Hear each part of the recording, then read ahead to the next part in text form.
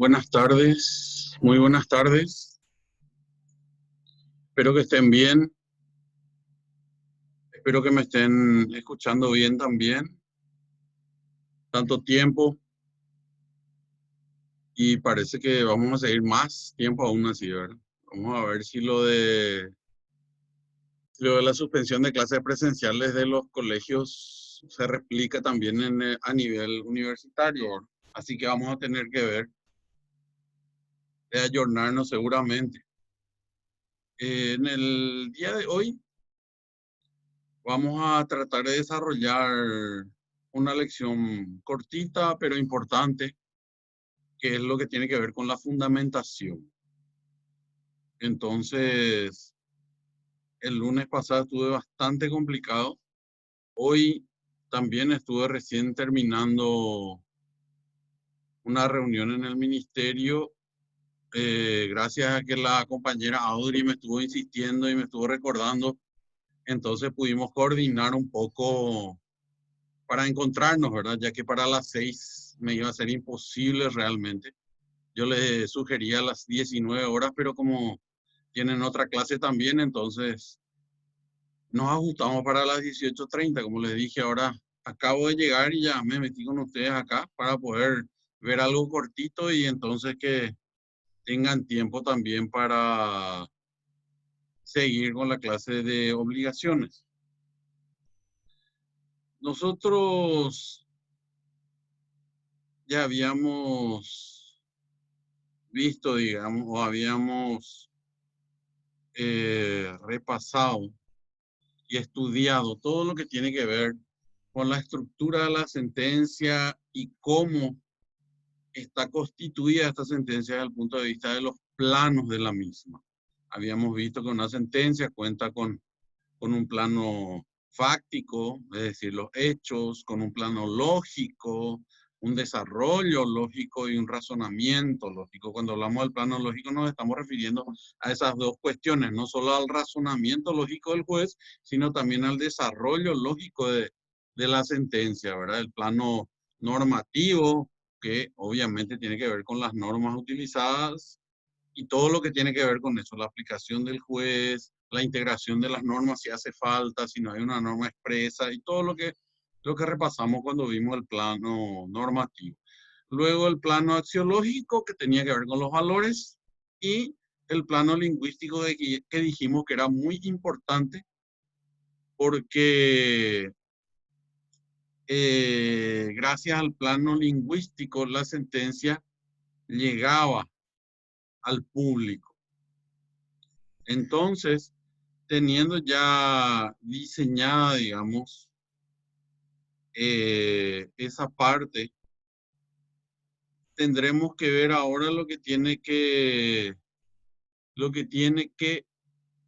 básicamente contener la sentencia para que ésta pueda cumplir con las exigencias de la ley.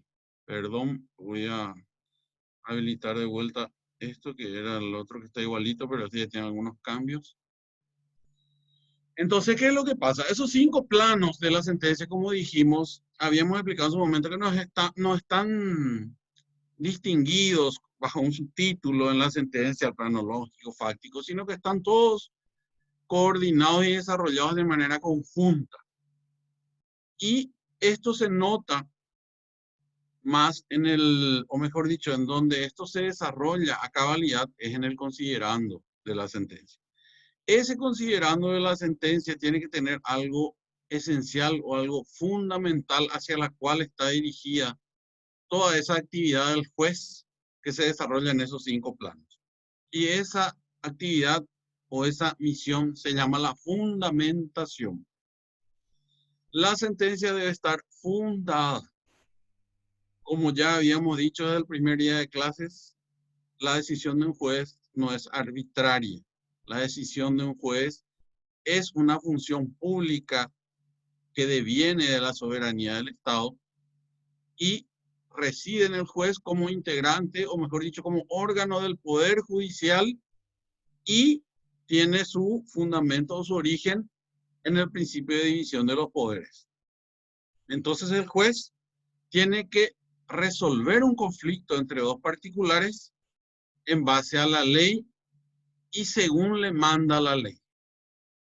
Entonces el juez no puede resolver un conflicto de acuerdo a su capricho o de acuerdo a cómo le parece mejor, de acuerdo a criterios antojadizos. No, el juez tiene que resolver siempre el conflicto entre particulares basado en la ley. Y esto tiene que ver, y con esto, mejor dicho, tiene que ver mucho la fundamentación de la sentencia. El juez tiene que fundar su sentencia en la Constitución y en la ley para empezar. Esto lo dispone la misma Constitución y también las disposiciones legales de forma, es decir, las disposiciones procesales. Y tenemos acá un pequeño resumen de lo que es la fundamentación. Y no es otra cosa sino que la justificación de la parte dispositiva. Lo mismo dijimos del considerando.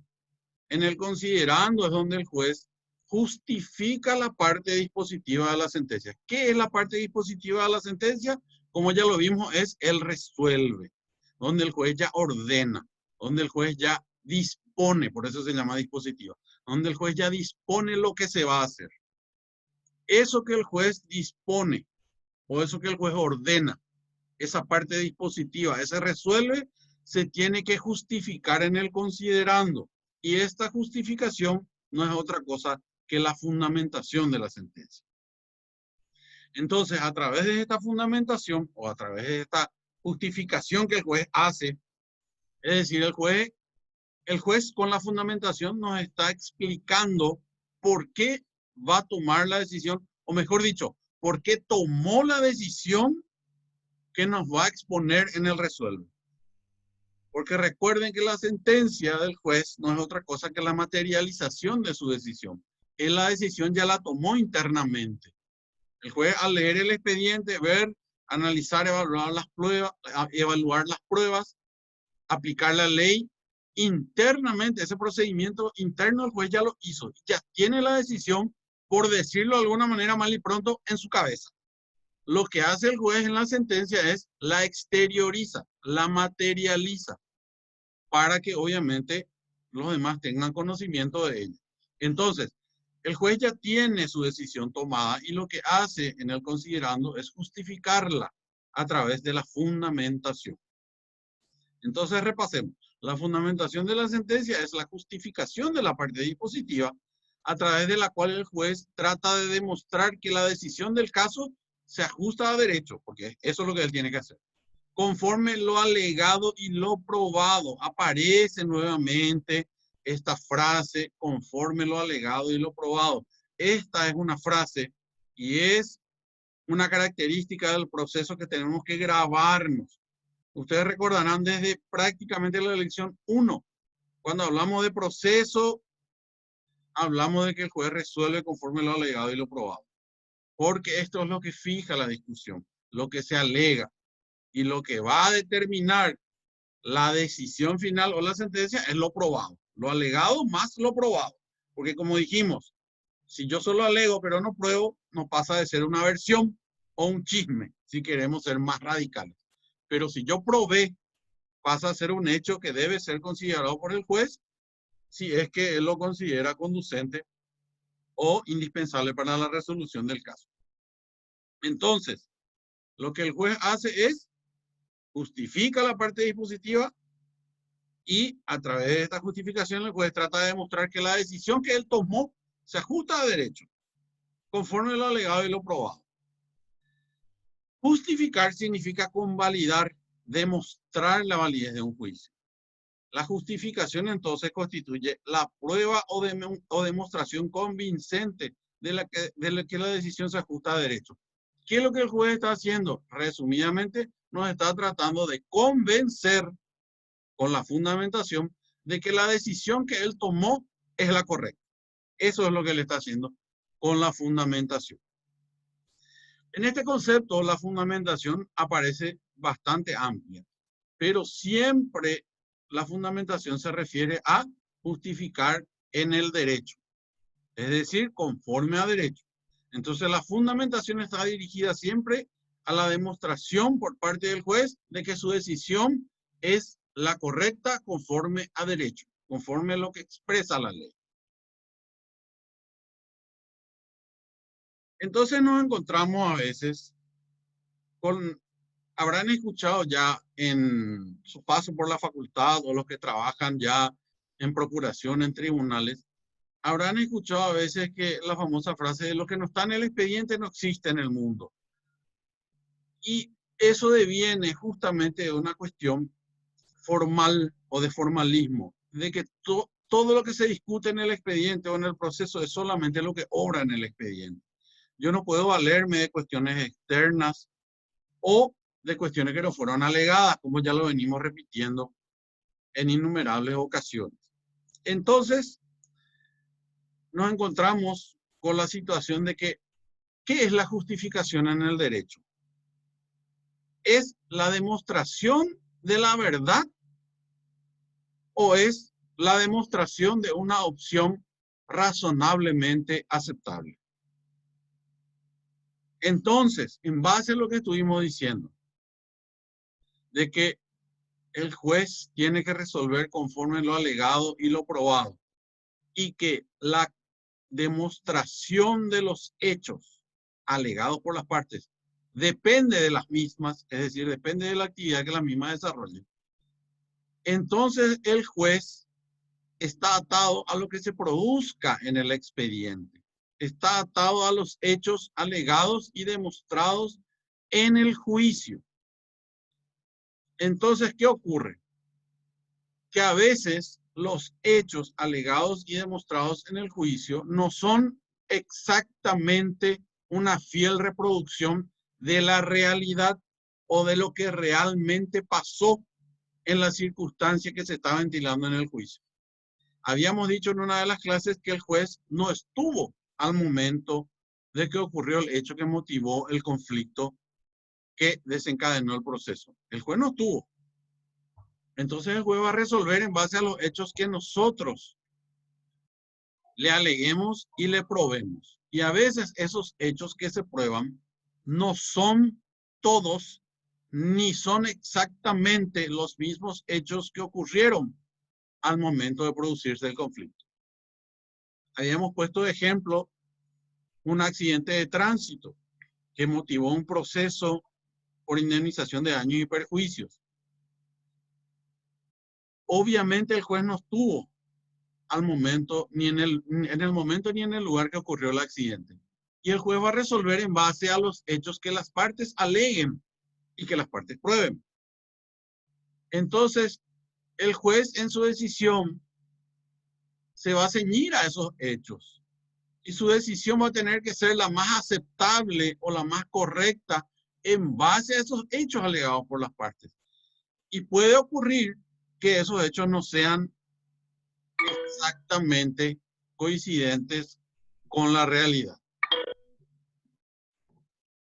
Ahora bien, entonces tenemos que el objetivo, en el caso de la actividad del juez, expresado en el acto culminante del proceso, que es la sentencia, es alcanzar el consenso calificado basado en una justificación racional de la sentencia dirigida a establecer la verdad jurídica objetiva. Esa es la palabra clave ahí.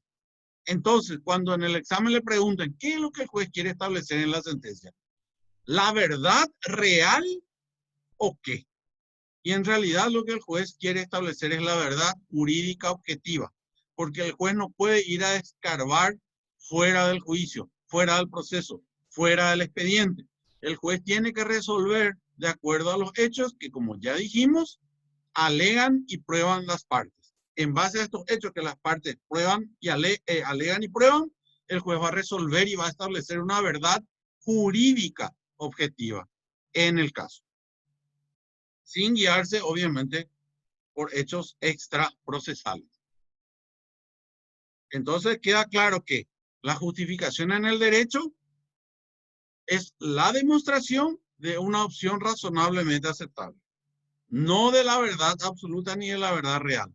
Puede que coincida, dependiendo de los hechos que las partes aleguen y prueben, pero muchas veces no coinciden. Entonces, la meta del juez es tratar de afianzar la atendibilidad de su versión del caso. ¿Qué es lo que el juez busca con la fundamentación? Busca afianzar su versión del caso, ya sea fáctica o legal, o de la interpretación que hizo del derecho. El juez argumenta a favor de su decisión, presentándola como razonablemente derivada del derecho vigente y como justa. Es decir, el juez lo que trata de hacer, como ya dijimos al principio, es convencernos de que su decisión es la correcta. Y con la fundamentación es lo que trata de hacer es afianzar su versión del caso, fáctica, legal o de la interpretación que hizo. Él argumenta a su favor, nos explica cómo tomó la decisión, nos explica cómo aplicó la ley, nos explica por qué optó por tal o cual precepto legal si hubiesen varios que debieran aplicarse o que podrían aplicarse o si existiese duda, por qué él se decantó hacia cuál versión. Eso es lo que él busca con la fundamentación. Dice luego, la fundamentación resultará persuasiva cuando logre hacer comprender cómo y por qué el tribunal ha dado por probados los hechos conducentes y ha identificado y aplicado la norma que rige el caso. Eso es lo que él está buscando. Hacer saber cómo arribó a la decisión para que nosotros estemos de acuerdo con el juez. Obviamente, si no estamos de acuerdo, interponemos lo que se llama un recurso, ya sea de nulidad, de apelación o cual fuere que vamos a ver más adelante. El juez debe justificar la opinión del fallo frente a una pluralidad de posibilidades que podrían llevar a rumbos opuestos. Ya habíamos manifestado una vez que no siempre la decisión del juez es tan fácil. No siempre los hechos aparecen absolutamente claros y encajan perfectamente en la norma que debe aplicarse. Muchas veces los hechos aparecen confusos o contradictorios. Aparentemente ambas versiones, ambos hechos están probados de una manera bastante robusta. Entonces ahí es donde el juez tiene que aplicar diferentes tipos de razonamiento y donde es factible que existan varias decisiones que se puedan tomar válidamente. Es decir, si nosotros mirásemos esos hechos y podríamos llegar a decir que tanto el actor como el demandado probó de igual manera su versión del caso. Entonces el juez tiene que echar mano de otros elementos, de otras herramientas para decantarse hacia una versión o hacia una posición y aplicar tal o cual norma. Eso es lo que el juez tiene que explicarnos. De eso es lo que tiene que convencernos, de que esa decisión o esa opción que él tomó es la correcta. Hacia ahí se dirige la fundamentación. Hay que tener claro también que la fundamentación es la actividad que desarrolla el juez en el considerando para, como dijimos, afianzar su versión del caso desde el punto de vista fáctico y legal o desde el punto de vista de la interpretación del derecho que hizo. Es decir, la fundamentación tiende y se dirige, o mejor dicho, el concepto de fundamentación está ligado a la fundamentación en el derecho, a la fundamentación en la norma. Es decir, él tiene que fundar por qué toma su decisión y la fundamenta en tal norma jurídica. Para eso, obviamente existen varios medios de los cuales él se puede valer, uno de los cuales es la argumentación, que entra cuando los hechos no surgen claros o cuando el juez también tiene que convencernos de una versión, echa mano de la argumentación para poder fundar su sentencia y explicarnos por qué aplicó tal o cual norma jurídica. La argumentación, vamos a verlo después, pero la argumentación ya es un procedimiento más discursivo. argumentativo, como su propio nombre lo dice. En cambio, la fundamentación es una operación en donde el juez tiene que explicarnos por qué tomó esa decisión basado en los hechos que él consideró probados y aplicados a la norma jurídica que obviamente tiene que individualizarla. Venimos diciendo que es deber del juez individualizar esa norma jurídica que finalmente va a terminar aplicando en base a los hechos alegados y probados por las partes. Y este deber está establecido inclusive en nuestra Constitución y obviamente en las leyes procesales, como dijimos al principio. El artículo 256 de la Constitución Nacional, cuando habla de la forma de los juicios, y en el segundo párrafo se refiere, o mejor dicho, expresa que toda sentencia judicial deberá estar fundada en esta Constitución y en la ley. Es decir, es obligatorio, es imperativo, es un deber inexcusable del juez fundar sus sentencias en la Constitución y en la ley.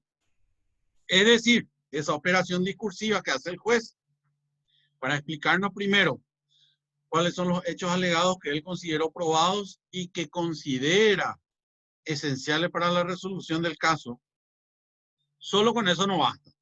Él tiene que además decirnos en qué disposición constitucional y legal encuadra esos hechos para poder tomar su decisión.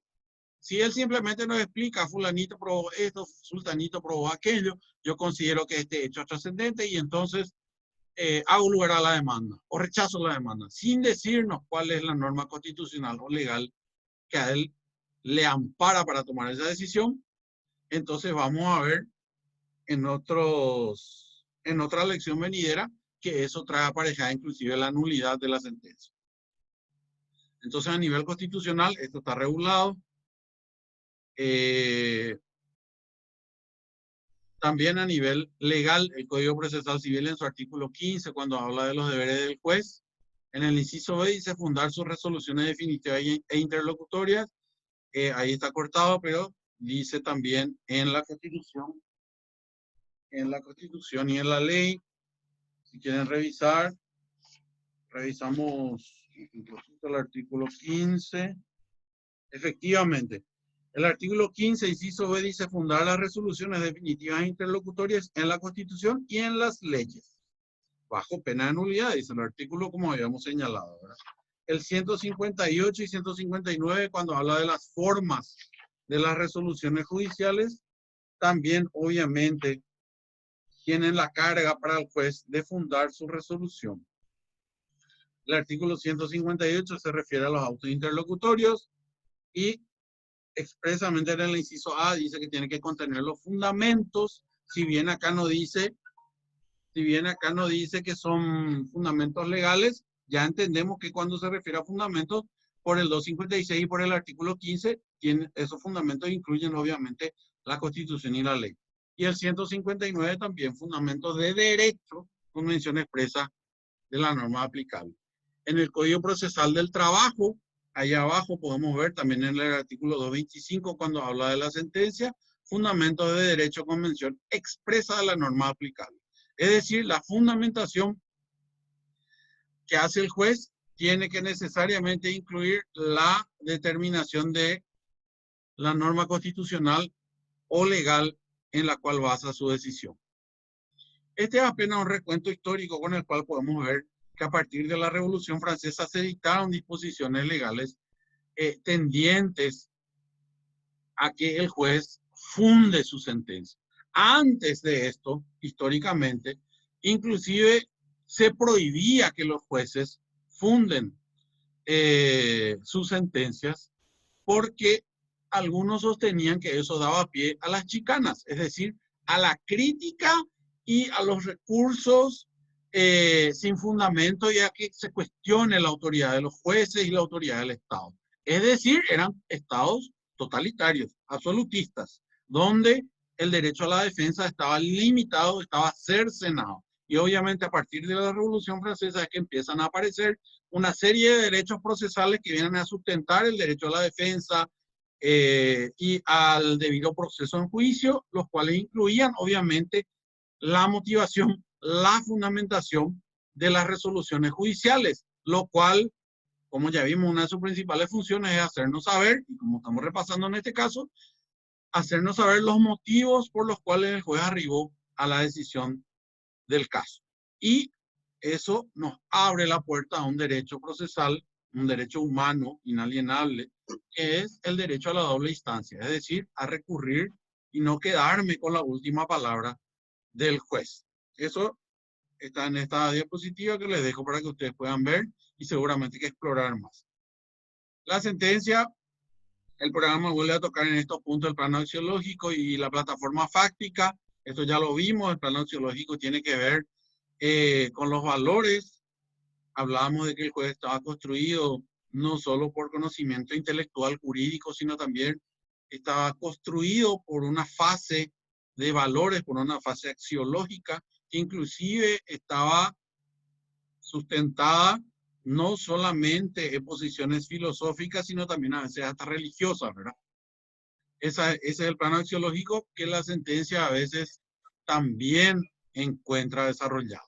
La plataforma fáctica, como ustedes ya saben, tiene que ver con los hechos, pero no solo señalar los hechos, sino señalar los hechos también tiene que ver con la actividad probatoria. Y ya habíamos dicho que esa actividad probatoria o el análisis de la actividad probatoria en la sentencia tiene dos etapas. Una, la determinación de la certitud o de la fiabilidad de la prueba. O sea, primero el juez tiene que analizar las pruebas. Este testigo, ¿es confiable o no es confiable? ¿Se contradijo o no se contradijo? ¿Sus respuestas fueron claras, convincentes, contundentes o no? Ahí está analizando la prueba en sí. Y luego tiene que valorar esa prueba en cuanto a su peso probatorio. Es decir, si sirve o alcanza para probar un hecho determinado. Y si ese hecho determinado finalmente influye en la decisión que va a tomar del caso. Todo eso incluye la plataforma fáctica. Es decir, el plano fáctico o la plataforma fáctica, como ya lo habíamos repasado en su momento, no es solamente describir los hechos o citar, recitar los hechos como hacen en una sentencia. No, la plataforma fáctica es describir los hechos, analizar la actividad probatoria desde el punto de vista de la crítica del medio de prueba propiamente y luego su valoración para tener por probados tales o cuales hechos y finalmente la trascendencia de esos hechos para la resolución del caso. Proceso racional e irracional del juez. El proceso del juez a veces es estrictamente racional y a veces es irracional desde el punto, pero no desde el punto de vista de que es una decisión irracional, sino que no siempre es estrictamente lógico desde el punto de vista del razonamiento formal. A veces no es un razonamiento formal, no es un silogismo como ya habíamos hablado en su momento, sino que está compuesto de muchos otros procesos intelectuales.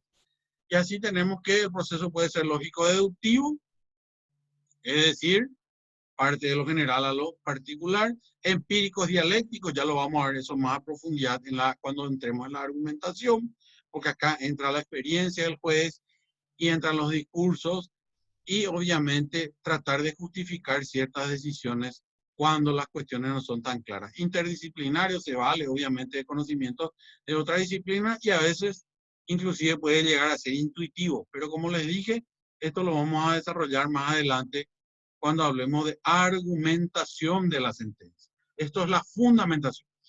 Para que entendamos mejor, o mejor dicho, vamos a repetir lo que ya dijimos hace rato. La fundamentación de la sentencia, por decirlo de alguna manera, es el concepto general de la sustentación de la decisión.